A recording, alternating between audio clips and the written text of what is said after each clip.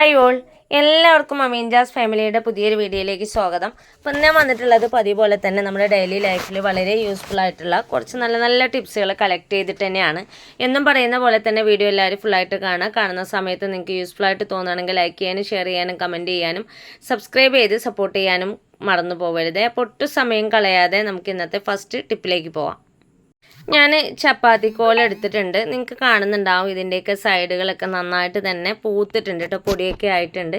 അപ്പോൾ നമ്മൾ ഇതേപോലെ കീപ്പ് ചെയ്ത് കഴിഞ്ഞാൽ പിന്നീട് നമ്മൾ ചപ്പാത്തിയൊക്കെ പരത്തുന്ന സമയത്താണ് എടുക്കുന്നത് വെച്ചാൽ ഈ പൂപ്പിലൊക്കെ കളഞ്ഞ് നല്ലപോലെ ക്ലീനാക്കി എടുക്കാനൊക്കെ കുറച്ച് പാടാണല്ലേ. അത് മാത്രമല്ല, നമ്മൾ ക്ലീൻ ചെയ്ത ഉടനെ തന്നെ നമുക്ക് ചപ്പാത്തിയൊക്കെ പരത്തി കഴിഞ്ഞാൽ നമ്മുടെ മനസ്സിനും അതൊരു തൃപ്തി ഉണ്ടാവില്ല. അപ്പോൾ എത്ര നാൾ കഴിഞ്ഞാലും ചപ്പാത്തിക്കോല് നല്ലപോലെ ക്ലീനായിട്ട് കീപ്പ് ചെയ്യാൻ പറ്റുന്ന ഒരു സിമ്പിൾ ഐഡിയ ആണ് ഇന്നത്തെ എൻ്റെ ഫസ്റ്റത്തെ ടിപ്പ്. ഞാൻ ആദ്യം തന്നെ ഈ ഒരു ചപ്പാത്തിക്കോല് നല്ലപോലെ കഴുകി എടുത്തിട്ടുണ്ട് കേട്ടോ. നന്നായിട്ടൊന്ന് കഴുകിയതിന് ശേഷം ഡ്രൈ ആയിട്ടുള്ള ഒരു തുണി വെച്ചിട്ട് തുടച്ചു കൊടുക്കുന്നുണ്ട്. അപ്പോൾ നല്ലപോലെ ഉണക്കിയെടുക്കണം കേട്ടോ. അത് ഒട്ടും വെള്ളത്തിൻ്റെ അംശം ഉണ്ടാകരുത്. പ്രത്യേകിച്ച് നമ്മൾ ചപ്പാത്തിയൊക്കെ പരത്തി കഴിഞ്ഞ് ഈ ഒരു കോല് നമ്മൾ കഴുകിയെടുത്തു കഴിഞ്ഞാലും എവിടെയെങ്കിലും ഒരല്പം ഒരു മാവ് ഉണ്ടെങ്കിൽ പെട്ടെന്ന് തന്നെ അത് പൂപ്പിലൊക്കെ വരാനുള്ള ചാൻസ് കൂടുതലാണ്. അപ്പോൾ അതെല്ലാം നോക്കിയിട്ട് വേണം കേട്ടോ നമ്മൾ നല്ലപോലെ ക്ലീൻ ആക്കി എടുക്കാനായിട്ട്. അപ്പോൾ ഞാനിത് 1-2 തവണ നന്നായിട്ട് തന്നെ തുടച്ചെടുത്തിട്ടുണ്ട്. എന്നാലും കുറച്ച് കഴിയുമ്പോൾ നിങ്ങൾക്ക് കാണുന്നുണ്ടാവും ചെറുതായിട്ടൊരു വെള്ളത്തിൻ്റെ അംശമൊക്കെ ഉണ്ട്. അത് നമുക്ക് നല്ലപോലെ ഒന്ന് തുടച്ചെടുക്കണം. നല്ലപോലെ തുടച്ചെടുത്തതിന് ശേഷം മാത്രമേ നമ്മളിത് കീപ്പ് ചെയ്യാവൂ കേട്ടോ. അതല്ലെങ്കിൽ വെള്ളത്തിൻ്റെ അംശമോ അതല്ലെങ്കിൽ എന്തെങ്കിലും വേസ്റ്റൊക്കെ ഉണ്ടെങ്കിൽ അത് പൂപ്പിൽ വരാനുള്ള ചാൻസ് കൂടുതലാണ്. അപ്പോൾ ഞാനിതാ 1-2 തവണ നന്നായിട്ട് തന്നെ തുടച്ചെടുത്തിട്ടുണ്ട്. തുടച്ച് കഴിഞ്ഞപ്പോൾ തന്നെ എനിക്ക് ഒരു ചപ്പാത്തിക്കോല് നല്ലപോലെ ഡ്രൈ ആയിട്ട് കിട്ടിയിട്ടുണ്ട്. വീണ്ടും ഞാനത് ചൂടുള്ള അടുപ്പിൻ്റെ തിണ്ണയിലുണ്ടല്ലോ അതേപോലെ ഒന്ന് വെച്ച് കൊടുത്തിട്ടുണ്ടായിരുന്നു. അപ്പോൾ ഒന്നുകൂടെ എനിക്ക് ആ ഒരു ഈർപ്പമൊക്കെ ഡ്രൈ ആയിട്ട് കിട്ടിയിട്ടുണ്ട് കേട്ടോ. ഇതുപോലെ ഡ്രൈ ആയി കഴിഞ്ഞതിന് ശേഷം വേണം നമ്മൾ കീപ്പ് ചെയ്യാനായിട്ട്. ഇനി നമുക്കിത് കീപ്പ് ചെയ്യാനായിട്ട് ആവശ്യമുള്ളത് നമ്മൾ വെറുതെ വലിച്ചെറിയുന്ന വൃത്തിയുള്ളൊരു പ്ലാസ്റ്റിക് കവർ മതി. നമ്മുടെയൊക്കെ വീടുകളിൽ ഇതേപോലെ നീറ്റായിട്ടുള്ള കവറുകൾ ഉണ്ടാവും. നമ്മൾ സിമ്പിളായിട്ട് അത് വലിച്ചെറിയാറാണ് പതിവ്. എന്നാൽ ഇതുപോലെയുള്ള പ്ലാസ്റ്റിക് കവർ ഉണ്ടെങ്കിൽ നമുക്ക് ഈ ഒരു ചപ്പാത്തിക്കുള്ളിൽ എത്ര നാൾ പൂപ്പിൽ വരാതെ കീപ്പ് ചെയ്യാനായിട്ട് പറ്റൂ കേട്ടോ. അപ്പോൾ എൻ്റെ കയ്യിലുള്ളത് ഒരു കുഞ്ഞു കവറാണ്. ഈ ഒരു കവറിൽ നമ്മൾ നേരെ ഈ ഒരു കോലിട്ട് കൊടുക്കുകയാണെങ്കിൽ എനിക്ക് ആ ഒരു ചപ്പാത്തി കോല് കവറായിട്ട് കിട്ടില്ല കേട്ടോ. അപ്പം നമ്മൾ എടുക്കുന്ന കവർ നല്ലപോലെ നീറ്റാവാനും അത്യാവശ്യം വലിപ്പമുള്ളതും ആ ഒരു കോല് കവർ ചെയ്യുന്ന രീതിയിലുള്ള കവർ എടുക്കാനായിട്ട് ശ്രദ്ധിക്കണം. അപ്പോൾ ഞാൻ ഈ ഒരു കവറിൽ കണ്ടോ ഇതേപോലെയാണെങ്കിൽ എനിക്കത് കവറായിട്ട് കിട്ടുന്നുണ്ട്. നേരെ മറിച്ച് ഞാൻ വിലങ്ങിനെ നേരെ ഇട്ട് കൊടുത്തു കഴിഞ്ഞാൽ എനിക്കത് കവറായിട്ട് കിട്ടില്ല. അപ്പോൾ ഞാൻ ചെരിച്ചൊന്ന് ഇട്ട് കൊടുത്തിട്ടുണ്ട്. അപ്പോൾ ഈ ഒരു സൈഡൊക്കെ എനിക്ക് നന്നായിട്ട് തന്നെ കവറായിട്ട് കിട്ടിയിട്ടുണ്ട് കേട്ടോ. ഞാനിത് ചെറിയ കവറായതുകൊണ്ടാണ് ചെരിച്ച് ഇട്ട് കൊടുത്തിട്ടുള്ളത്. ഇതേപോലെ വെച്ച് കൊടുക്കുകയാണെങ്കിൽ നിങ്ങൾക്ക് കാണുന്നുണ്ടാവും കോലിൻ്റെ കുറച്ച് ഭാഗം പുറത്തേക്കാണ് നിൽക്കുന്നത്.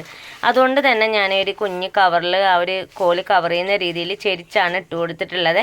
അപ്പോൾ നിങ്ങൾക്ക് കാണുമ്പോൾ മനസ്സിലാവുന്നുണ്ടാവും. അതിന് ശേഷം നമ്മൾ ബാലൻസുള്ള ഭാഗം കൂടി ഒന്ന് ഇതേപോലെ ചെയ്ത് കൊടുക്കുമ്പോൾ കവറായിട്ട് കിട്ടും.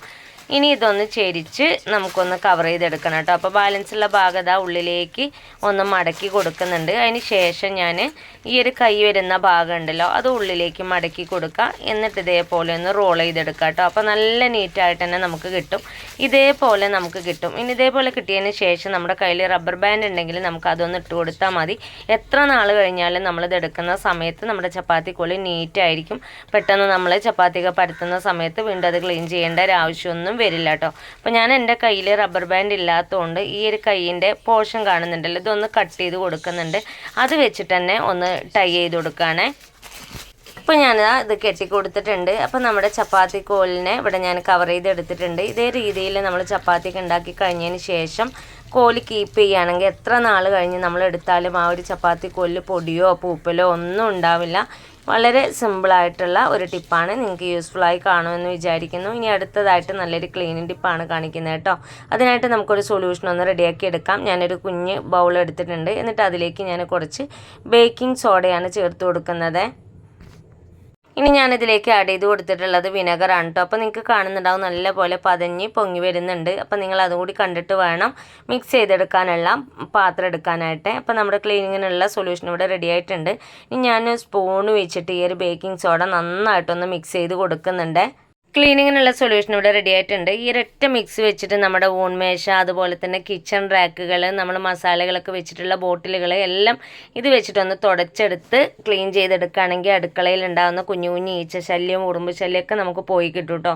അപ്പോൾ ഞാനിത് വെച്ചിട്ട് ക്ലീൻ ചെയ്ത് കാണിക്കുന്നത് ഗ്യാസ് സ്റ്റൗ ആണ്. നമ്മൾ കുക്ക് ചെയ്ത് കഴിഞ്ഞാൽ ഇതേപോലെ എണ്ണമയവും ഭക്ഷണത്തിൻ്റെ വേസ്റ്റൊക്കെ ഉള്ളതുകൊണ്ട് തന്നെ ഉറുമ്പൊക്കെ വരാനുള്ള ചാൻസ് കൂടുതലാണ് അല്ലേ. അതുപോലെ തന്നെ കളറൊക്കെ മങ്ങി വൃത്തികേടാവും. അങ്ങനെയുള്ള സമയത്ത് നമുക്ക് ഈ ഒരു മിക്സ് വെച്ചിട്ട് ക്ലീൻ ചെയ്തെടുക്കുകയാണെങ്കിൽ നല്ല പോലെ കളറായിട്ട് കിട്ടും കേട്ടോ. അപ്പോൾ ഞാനിത് ആ സ്പഞ്ച് ആ ഒരു മിക്സിലൊന്ന് ഡിപ്പ് ചെയ്തതിന് ശേഷം ഞാനിത് അതേപോലെ ഒന്ന് ഉരച്ച് കൊടുക്കുന്നുണ്ട്. അപ്പോൾ ഞാനിതിൽ ലിക്വിഡ് ഒന്നും ചേർത്തിട്ടില്ല കേട്ടോ. ഈ ഒരു സ്പഞ്ചിലുള്ള സോപ്പിൻ്റെ അംശം ഉള്ളതുകൊണ്ടാണ് ഇതിങ്ങനെ പതഞ്ഞു പോകുന്നത് കേട്ടോ. ഞാൻ പാത്രം കഴുകുന്ന സ്പഞ്ചാണ് യൂസ് ചെയ്തിട്ടുള്ളത്, അതുകൊണ്ടാണ് കേട്ടോ ഈ ഒരു കുഞ്ഞു രീതിയിൽ പത വരുന്നത്. അപ്പോൾ നമ്മൾ വെറുതെ ഈ ഒരു ലിക്വിഡിൽ ഡിപ്പ് ചെയ്തതിന് ശേഷം ഒഴിച്ചെടുത്താലും മതി. ഇതിന് പതയില്ലെങ്കിൽ നമുക്ക് നല്ല പോലെ ക്ലീനായിട്ട് കിട്ടും. ഞാൻ സ്പഞ്ച് ഡിപ്പ് ചെയ്തതിന് ശേഷം ഗ്യാസ് സ്റ്റൗവിൻ്റെ ടോപ്പിലുള്ള എല്ലാ ഭാഗത്തും ആ ഒരു മിക്സ് ഒന്ന് അപ്ലൈ ചെയ്തിട്ട് ഒന്ന് ഉരച്ചെടുക്കുന്നുണ്ട്. അതുപോലെ തന്നെ ഒരു കിണ്ണം ഉണ്ടല്ലോ, അതും ഇതേപോലെ ഒന്ന് ഉരച്ചെടുക്കുന്നുണ്ട്. അപ്പോൾ ഇതിലുണ്ടാകുന്ന കറിയൊക്കെ നമുക്ക് പെട്ടെന്ന് തന്നെ നീങ്ങി കിട്ടും. ബേക്കിംഗ് സോഡ ആയാലും വിനെഗർ ആയാലും നല്ലൊരു ക്ലീനിങ് ഏജൻറ്റ് തന്നെയാണ്. അതുകൊണ്ട് തന്നെ പെട്ടെന്ന് നമുക്ക് കറികളൊക്കെ ഒട്ടും സ്ട്രെസ് ചെയ്യാതെ നിൽക്കാനായിട്ട് പറ്റും കേട്ടോ. അപ്പോൾ ഞാൻ ഗ്യാസ് സ്റ്റൗവിൻ്റെ ടോപ്പ് വശമൊക്കെ നന്നായിട്ട് തന്നെ ഉരച്ചെടുത്തിട്ടുണ്ട്. ഇനി നമുക്ക് നനഞ്ഞ ഒരു തുണി വെച്ചിട്ട് 2 or 3 തവണ ഒന്ന് തുടച്ച് കഴിഞ്ഞാൽ ഗ്യാസ് സ്റ്റൗ നല്ല പോലെ കളറായിട്ട് കിട്ടും. ഞാൻ നല്ലപോലെ ഡ്രൈ ആയിട്ടുള്ള ഒരു കോട്ടൺ തുണി എടുത്തിട്ടുണ്ട്. എന്നിട്ട് അത് നല്ലപോലെ വെള്ളം ഒന്ന് നനച്ചെടുത്തതിന് ശേഷം ഇതേപോലെ ഒന്ന് തുടച്ചെടുത്തിട്ടുണ്ട്. അപ്പോൾ എനിക്ക് അത്യാവശ്യം കറിയൊക്കെ നീങ്ങി കിട്ടിയിട്ടുണ്ട് കേട്ടോ. വീണ്ടും ഞാനത് നല്ല വെള്ളത്തിലൊന്ന് കഴുകിയെടുത്തതിന് ശേഷം തുടച്ചെടുക്കുന്നുണ്ട്. ഇങ്ങനെ 2-3 തവണ ഞാൻ നന്നായിട്ട് തന്നെ ഒന്ന് തുടച്ചെടുത്തിട്ടുണ്ട്. അപ്പോഴേക്കും എനിക്ക് ഗ്യാസ് സ്റ്റൗ നല്ല പോലെ കളറായിട്ട് കിട്ടിയിട്ടുണ്ട് കേട്ടോ. ഞാൻ തുടച്ചെടുത്തതിന് ശേഷമുള്ള ഒരു വ്യൂ ആണ് നിങ്ങൾക്ക് കാണുന്നത്. ഈ ഒരു ഭാഗത്തൊക്കെ എനിക്ക് നന്നായിട്ട് തന്നെ ചെറിയ ചെറിയ കറകളൊക്കെ ഉണ്ടായിരുന്നു, അതെല്ലാം എനിക്ക് പോയി കിട്ടിയിട്ടുണ്ട്. അപ്പോൾ എത്ര അഴുക്ക് പിടിച്ച ഗ്യാസും ഈ ഒരു മിക്സ് വെച്ചിട്ട് പെട്ടെന്ന് തന്നെ നമുക്ക് ക്ലീൻ ചെയ്യാവുന്നതാണ്. എത്ര കറ പിടിച്ച ഗ്യാസ് ആയിക്കോട്ടെ, ഈ രീതിയിൽ ഇനി എല്ലാവരും ഒന്ന് ക്ലീൻ ചെയ്ത് നോക്കുക. എന്നിട്ട് നിങ്ങൾ വിലയേറിയിട്ടുള്ള കമൻറ്റ് എന്നെ അറിയിക്കാനായിട്ട് മറക്കരുത്. ഇനി അടുത്ത ടിപ്പിലേക്ക് പോവാം. ഇനി നമ്മുടെ കിച്ചൺ എത്ര നീറ്റാക്കി കഴിഞ്ഞാലും ചില സമയത്തൊക്കെ കിച്ചണിൽ കുഞ്ഞു കുഞ്ഞു ഈച്ചകൾ വരാറുണ്ട് അല്ലേ. പലപ്പോഴും നമുക്കതൊരു ബുദ്ധിമുട്ടായിട്ട് മാറാറുണ്ട്. അതും ഈ ഒരു ഒറ്റ സൊല്യൂഷൻ വെച്ചിട്ട് നമുക്ക് പരിഹരിക്കാവുന്നതാണ്.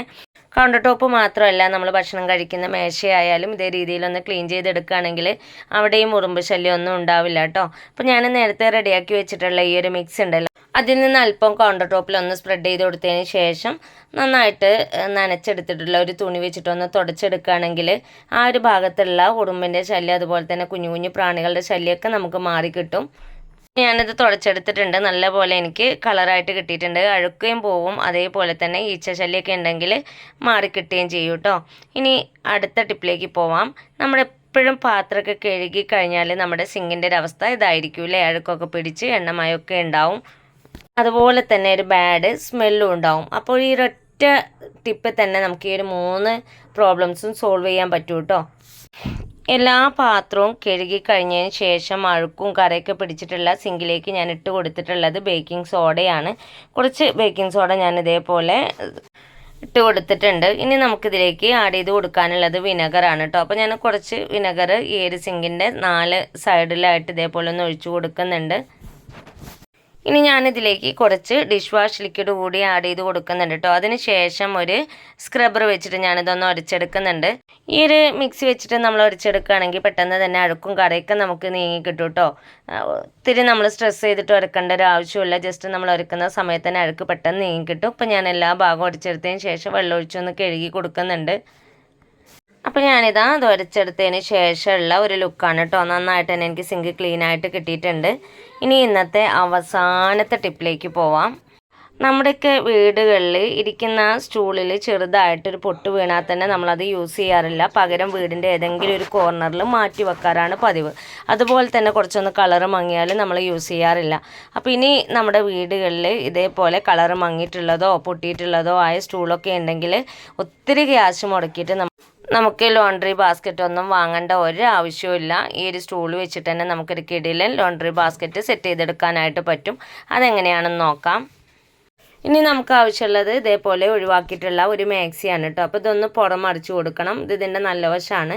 അപ്പോൾ ഞാനിതാ ഈ ഒരു മാക്സി ഒന്ന് പുറമറിച്ച് കൊടുത്തിട്ടുണ്ട്. ഇനി ഇതിൻ്റെ നെക്ക് വരുന്ന ഭാഗം ഉണ്ടല്ലോ, അവിടെ ഒന്ന് നമുക്ക് ഒരു കെട്ടിട്ട് കൊടുക്കണം കേട്ടോ. അതല്ലെങ്കിൽ റബ്ബർ ബാൻഡ് ഇട്ട് കൊടുത്താലും മതി. ഈ ഒരു ഭാഗത്ത് കൈയും കൂട്ടിയിട്ടാണ് ഞാൻ കെട്ടി കൊടുക്കുന്നത്. അപ്പോൾ ഞാനിതൊരു കർച്ചീഫ് വെച്ചിട്ടാണ് കെട്ടുന്നത്. ഇത് ഉള്ളിലേക്ക് വരുന്ന ഭാഗമല്ലേ, പുറത്തേക്ക് കാണില്ലല്ലോ. അപ്പോൾ നിങ്ങളുടെ കയ്യിൽ റബ്ബർ ബാൻഡ് ഉണ്ടെങ്കിൽ നിങ്ങൾ അത് തന്നെ യൂസ് ചെയ്യുക. അപ്പോൾ ഞാനിത് അതിൻ്റെ 2 കൈയും അതേപോലെ തന്നെ ആ നെക്കും കൂട്ടിയിട്ട് ഇതേപോലെ ഒന്ന് ടൈറ്റ് ചെയ്ത് കൊടുത്തിട്ടുണ്ട്. ഇനി ഇതൊന്ന് ഉള്ളിലേക്ക് വരുന്ന രീതിയിലൊന്ന് മറിച്ച് കൊടുക്കാം. നല്ല വശം തന്നെ പുറത്തേക്ക് ഇട്ട് കൊടുക്കാം. അപ്പോൾ നമുക്ക് ഈ ഒരു രീതിയിലാണ് കേട്ടോ കിട്ടുക. എന്നിട്ട് ഞാനിതാ പൊട്ടിയൊരു സ്റ്റൂൾ എടുത്തിട്ടുണ്ട്. അതിലേക്ക് ഞാൻ ഈ ഒരു മാക്സി ഇതാക്കിയിട്ടുണ്ടല്ലോ, അത് ഇതേപോലെ ഒന്ന് ഇട്ട് കൊടുക്കുന്നുണ്ട്. നിങ്ങൾക്ക് നേരെ ഓപ്പോസിറ്റ് എടുക്കാം കേട്ടോ. സ്റ്റൂള് കമത്തി വെച്ച് കൊടുത്തതിന് ശേഷം ഇട്ട് കൊടുക്കാം. ഞാൻ ഇതേ രീതിയിലാണ് വെച്ച് കൊടുത്തിട്ടുള്ളത്. ഇതിന് ശേഷം ഞാൻ സ്റ്റൂൾ വെച്ചിട്ട് ഇതേപോലെ ഒന്ന് മറിച്ച് വെക്കുന്നുണ്ട്, ഈ ഒരു മാക്സിയോട് കൂടി തന്നെ. അപ്പോൾ ഇതേപോലെ നമുക്ക് കിട്ടും. ഇനി നിങ്ങൾക്ക് ഇതേപോലെ വെച്ച് കഴിഞ്ഞതിന് ശേഷം ഈ ഒരു മാക്സി ഇട്ട് കൊടുത്താലും മതി. ഞാൻ നേരത്തെ ചെയ്ത പോലെയാണ് ഇട്ടിട്ടുള്ളത്. രണ്ടും നിങ്ങൾക്ക് യൂസ് ചെയ്യാവുന്നതാണ്. അപ്പോൾ എന്നിട്ട് ബാലൻസ് ഉള്ള നൈറ്റിയുടെ പോർഷൻ എല്ലാം ഉള്ളിലേക്കൊന്ന് ഇട്ട് കൊടുക്കുന്നുണ്ട്. അപ്പോൾ ഇതാണ് ഇതിൻ്റെ ഫൈനൽ ലുക്ക്. ഇതുപോലെ ചെയ്തതിന് ശേഷം വീടിൻ്റെ ഏതെങ്കിലും ഒരു കോർണറിലേക്ക് മാറ്റി വെച്ചിട്ട് നമ്മൾ അലക്കാനുള്ള തുണികളൊക്കെ ഇതിലേക്ക് ഇട്ട് വെക്കുകയാണെങ്കിൽ നല്ലൊരു ലോണ്ടറി ബാസ്ക്കറ്റായിട്ട് നമുക്കിത് യൂസ് ചെയ്യാനായിട്ട് പറ്റും. അപ്പോൾ ഞാൻ ഇന്ന് ഈ കാണിച്ചിട്ടുള്ള ടിപ്സുകളെല്ലാം നിങ്ങൾക്ക് യൂസ്ഫുള്ളായി കാണുമെന്ന് വിചാരിക്കുന്നു. ഇത്രയും നേരം എൻ്റെ വീഡിയോസ് കണ്ട് സപ്പോർട്ട് ചെയ്ത എല്ലാ കൂട്ടുകാർക്കും ഹൃദയം നിറഞ്ഞ നന്ദി. ഇൻഷാ അല്ലാഹ് അടുത്തൊരു വീഡിയോസുമായിട്ട് വീണ്ടും വരാം. Thanks for watching.